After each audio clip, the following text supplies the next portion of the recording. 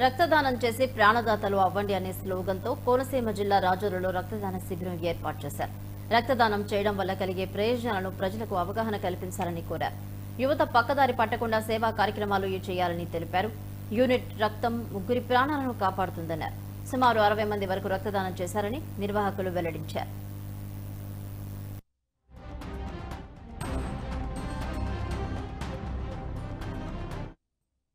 ఆయన సేవా కార్యక్రమాలు ఏమన్నటువంటి ఏది జరిగినా కూడా దాన్ని ముందుండి మాకు సపోర్ట్ చేస్తూ ఉంటారు.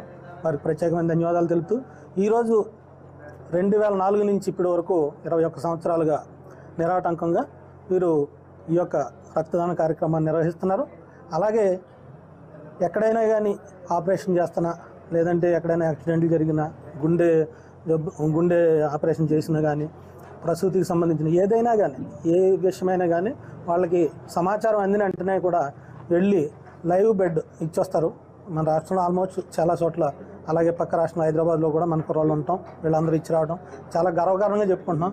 ఎందుకంటే ఈ రోజుల్లో మనం చూస్తున్నాం యువతను పెడదోవ పట్టించే వ్యవస్థలు ఎన్నో జరుగుతూ ఉన్నాయి. కానీ అవన్నిటిని పక్కన పెట్టి వీళ్ళు సేవా దృక్పథంతో ప్రాణదానంతో సమానమైనటువంటి రక్తదాన కార్యక్రమాన్ని చేస్తున్నటువంటి ఈ యొక్క యువరత్న ఎన్టీఆర్ సేవా సమితి వారికి 45,000 మందికి వీళ్ళు ఈ యొక్క బ్లడ్ని డొనేట్ చేయడం జరిగింది.